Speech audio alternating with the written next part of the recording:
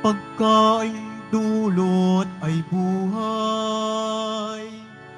Si Jesus na poong mahal, buhay natin siya kailanman. Hallelujah, hallelujah, hallelujah,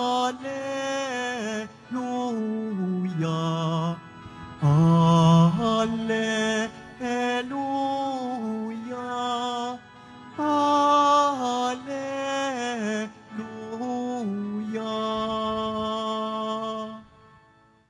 Sumainyo ang Panginoon. At sumaiyo rin. Ang mabuting balita ng Panginoon ayon kay San Juan. Papuri sa iyo, Panginoon. Noong panahong yun, sinabi ni Jesus sa mga tao, "Walang makalalapit sa akin malibang dalhin siya ng amang nagsugo sa akin. At ang lalapit sa akin ay muli kong bubuhayin sa huling araw." Nasusulat sa aklat ng mga propeta, at silang lahat ay tuturuan ng Diyos. Ang bawat nakikinig sa Ama at natututo ay lalapit sa akin. Hindi ito nangangahulugang may nakakita na sa Ama. Yaong nagmula sa Diyos ang tanging nakakita sa Ama. Sinasabi ko sa inyo, ang nananalig sa akin ay may buhay na walang hanggan. Ako ang pagkaing nagbibigay buhay. Kumain ng mana ang inyong mga ninuno nang sila'y nasa ilang. Gayon may namatay sila. Ngunit ang sino mang kumain ng pagkaing bumaba mula sa langit ay hindi mamamatay. Ako ang pagkaing nagbibigay buhay na bumaba mula sa langit. Mabubuhay magpakailanman ang sino mang kumain nito. At ang pagkaing ibibigay ko sa ikabubuhay ng sanlibutan ay ang aking laman.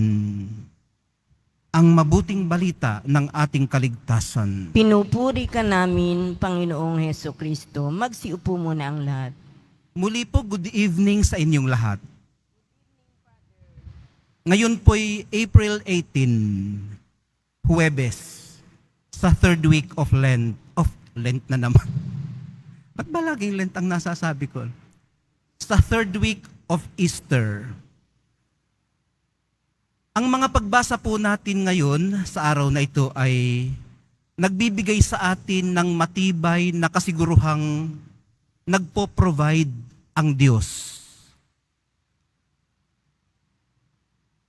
Nang tumutugon sa gutom at uhaw ng ating kaluluwa. Nagpo-provide po ang Diyos. Lahat po tayo'y nagdaranas nito. Sa kaibuturan ng ating kalooban ay may hinahanap tayong hindi masawata ng mga itinatapal nating kapalit ng kasagutang Diyos lamang ang makapagbibigay. Kahit ang mga hindi naniniwala sa Kanya ay may hindi mapangalanang paghahanap sa Kanya. Itinatanggi nga lamang nila na siya nga ang kanilang hinahanap. Nakikita po ng Diyos ang ating mithi. Dama niya ang ating paghahangad. Nang umabot na po sa sukdulan ang longing na ito ng Ethiopian eunuch sa unang pagbasa, na kahit sa kanyang literal na paglalakbay ay ang kanyang minemeryenda ay salita ng Diyos. Sinugo po ng Diyos si Felipe para samahan siya sa kanyang biyahe. Umupo siya sa kanyang tabi at sabay silang nagbulay-bulay sa hiwagang nakapaloob sa banal na kasulatan. Pinagnilayan po nila ang aklat ni Propeta Isaias. Sa tulong ni Felipe ay nakita ng Ethiopian eunuch ang kaugnayan nito sa mabuting balita ng ating kaligtasang hatid ng Paschal Mystery ng mahal na poong Jesus Nazareno. Ang maganda po sa ministeryong ito ni Felipe, o yung tinatawag natin ngayon na Ministry of Accompaniment, ay hindi niya binitiwan ang kanyang direkti hanggang matagpuan nila ang tubig na nagbibigay buhay, na siya namang nagdulot ng lubos na tuwa kay Felipe. Doon na nag-move on si Felipe sa kanyang misyon sa iba namang lugar.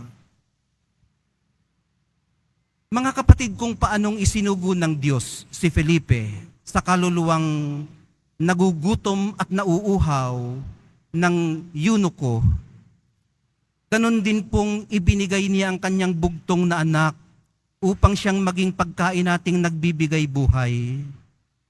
Kung paano rin namang nag-provide siya sa ilang ng mana buhat sa langit.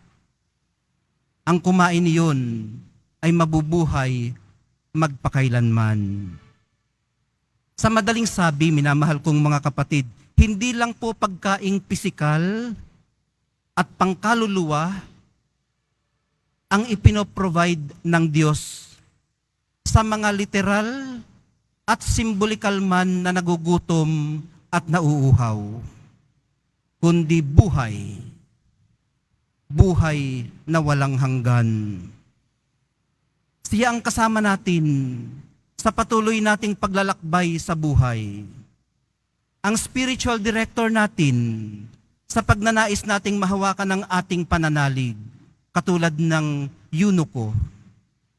Siya ang ating pinananaligan habang pinagsusumika pa naman nating maunawaan ang kanyang mensahe na hindi lang tungkol sa kanya, kundi siya rin mismo ang mensahe. Siya rin nating blessed assurance ngayon na hindi niya tayo iiwan hanggat hindi natin nararating ang bukal ng tubig na nagbibigay buhay. Ang counterpart lang po natin ay hayaan siyang maupo sa ating tabi at akumpanyahan tayo sa ating paglalakbay sa buhay. Mahal na poong Jesus Nazareno, lagi niyo po kaming samahan.